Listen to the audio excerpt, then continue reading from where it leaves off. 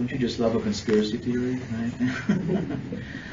I cannot say that I have a good Jewish friend to ask, well, what's being circulated about you in the 21st century about Jesus? I wonder if they still tell this story about his body being stolen at night.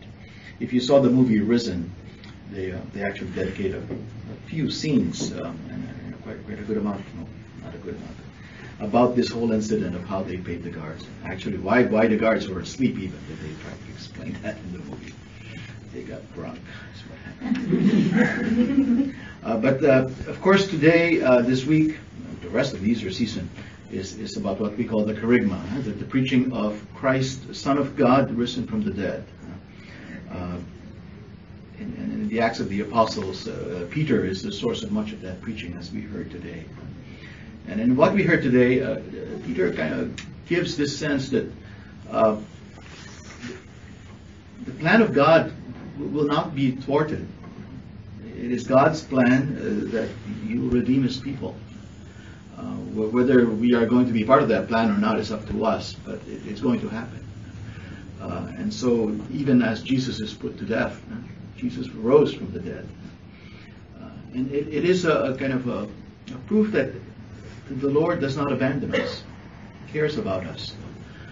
And Easter season, not just the Easter season really, but as a people of faith, our faith is what reminds us that we can go through much in life, in the world, because God is with us.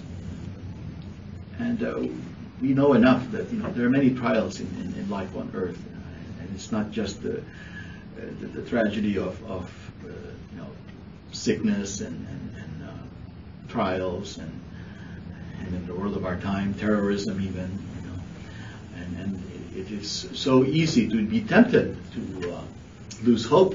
Where is the world going to? What is to come of us? And even in a country like ours, where we say we hold the values of freedom and democracy and liberty, we're not sure what the future holds for our country even. And yet, Easter is what reminds us God does not abandon us.